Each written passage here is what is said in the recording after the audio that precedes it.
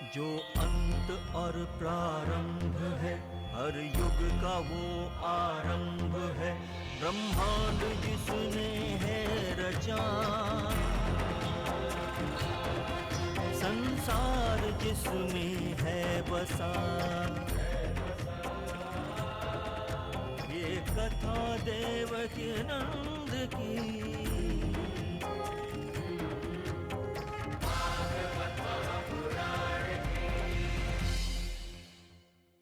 धुंधकारी मरेगा कहां?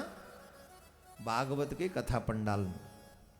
अगर मेरे मन में धुंधकारी जागृत है, दावे से कहता हूं तुम दुनिया के किसी भी कोने में चले जाओ, आपका धुंधकारी मरने वाला नहीं।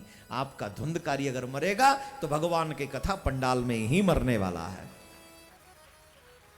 अगर आप चाहते हो कि आपका धुंधकारी मरे तो आओ कथा पंडाल में। आप चाहते हो आपके बच्चों का धुंधकारी मरे तो आओ कथा पंडाल में लेके आओ। आप चाहते हो आपके पड़ोसियों का भी धुंधकारी मरे तो उन्हें भी कथा में लेकर आओ, उनका भी धुंधकारी मरवाओ। अगर आप चाहते हो आपके रिश्तेदारों का भी धुंधकारी मरे तो उन्हें भी जाके फोन करना, बोले चलो तुम्हारे धुंधकारी को मरवाएंगे। ऐसे मत कहना फिर तो आएगा ही नहीं निकम्मा। ये कहना तुम्हें जो मांगोगे वही मिलेगा, उल्टा सिखाओगे सीधा सीख जाएगा। कहना वो तुम बहुत कुछ देती है भागवत, हमको जो मिला है वो भागवत से मिला है, तुरंत तुम्हारे पीछे पीछे आएगा, बोले इसको जो देते हो उससे ज्यादा मुझे देना। ऐसे मांग तो उसका धुंधकारी मर जाएगा। आप जिन जिन का धुंधकारी मरवाना चाहते हो उन सब को लेके कथा पंडाल में आप पहुंच जाइए। निश्चित तौर पर भागवत आपके और आपके लोगों के धुंधकारी को मार देगी और आपके गौकर्ण को जागृत कर देगी। धुंधकारी को भी जो है श्रीमद् भागवत ही वार्ता प्रेत पीड़ा विनाशनी, कल्याण करने वाले श्रीमद् भागवत। अब आपको थोड़ा सा मैं नियम भी बता दूं कि क्या क्या नियम से भागवत सुने, बता दूं कि नहीं? पहला नियम आप पालन कीजिए, कथा प्रारंभ हो, कथा की प्रथम आरती हो, उससे पहले आप अपना स्थान आकर ग्रहण करें।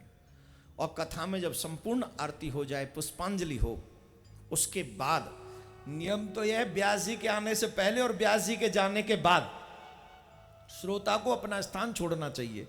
लेकिन मैं अपने आप को नहीं कह रहा हूं, इतना कह रहा हूं भागवत जी की प्रथम आरती हो उससे पहले आप आ जाइए और भागवत जी की पुष्पांजलि हो जाए उसके बाद आप यहां से जाइए। ये पहला नियम है। दूसरा नियम है, इन 7 दिनों में मनसा वाचा कर्मणा कुछ भी आपको ऐसा नहीं करना है जिससे आप सामने वाले को हर्ट करें, परेशान करें, दुख दें। आपकी वजह से कोई व्यक्ति दुखी नहीं होना चाहिए इन 7 दिनों में। वैसे तो कभी नहीं होना चाहिए, क्योंकि जिसको आप हर्ट कर रहे हो उसमें भी परमात्मा बसता है। ममे वासे जीव लोके जीव भूत सनातन, भगवान गीता में कहते हैं मैं सभी आत्माओं में बराबर बराबर वास करता हूं, कोई भी आत्मा मुझसे अलग नहीं। तो आप एक तरफ मंदिर में बैठकर भगवान को मनाते हो, दूसरी तरफ उसी भगवान की बनाई हुई सुंदर आत्मा को कष्ट पहुंचाते हो, तो भगवान कैसे खुश हो सकते हैं आपसे? सोचा करिए, थोड़ा प्रैक्टिकल सोचिए ना। आपके बेटे को कोई थप्पड़ मारे और आपसे चेक साइन करवाए, इज इट पॉसिबल? जवाब दीजिए आप। आपके बच्चे को आप ही के सामने 5 थप्पड़ जड़े गाल पे और आपसे कहे सर हम फलाना काम कर रहे हैं, जरा चेक साइन कर दो, करोगे? जवाब दीजिए, क्यों नहीं करोगे भाई? मेरी आंखों के आगे मेरे बच्चे को पीट रहा है और मेरे से चेक मांग रहा है, शर्म नहीं आती तुझे? ठीक वैसे ही परमात्मा भी ऊपर बैठा बैठा सोचता होगा, मेरी आंखों के आगे तू मेरी बनाई हुई जीव आत्माओं को दुख देता है और मुझसे ही खुशियां मांगता है, शर्म नहीं आती तुझे?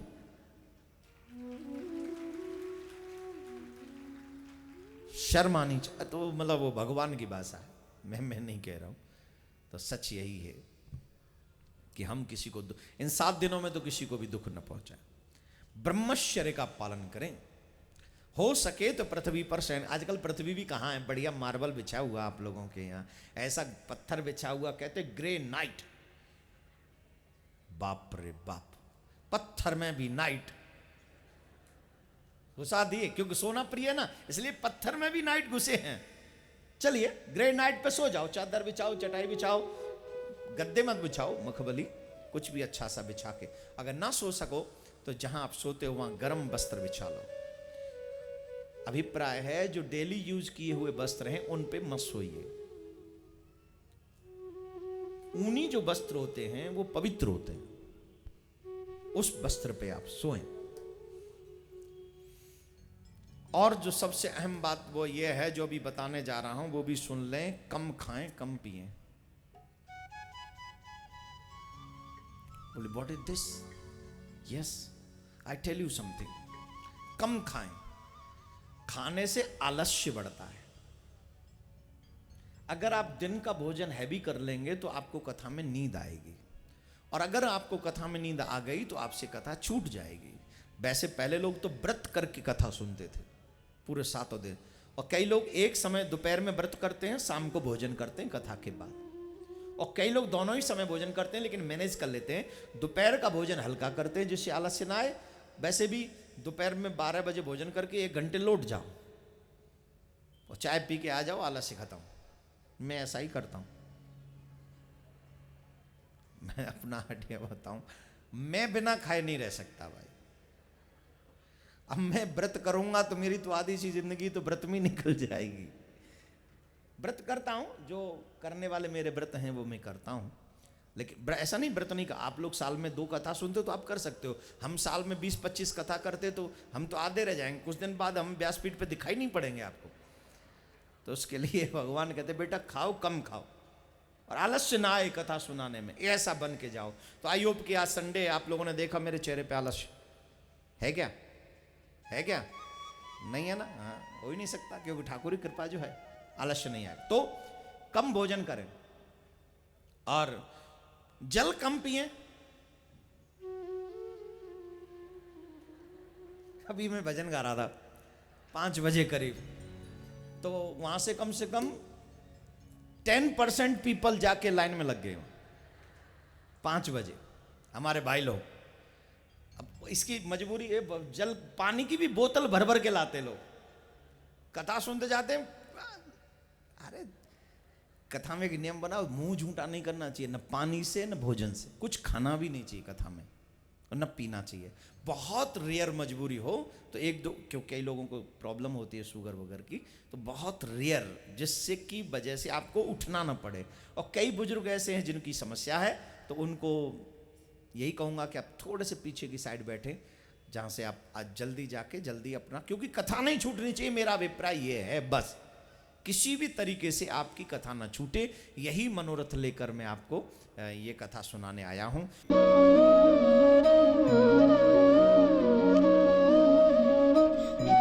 विश्व शांति सेवा चैरिटेबल ट्रस्ट के द्वारा चलाए जा रहे सोशल मीडिया से आप सभी भी जुड़ें। YouTube के सब्सक्राइबर बनने के लिए YouTube में टाइप करें देवकीनंदन जी महाराज। फेसबुक पर पूज्य महाराज जी के आधिकारिक पेज को लाइक करने के लिए देवकीनंदन ठाकुर जी सर्च करें। ट्विटर पर पूज्य महाराज जी को DN_ठाकुर_जी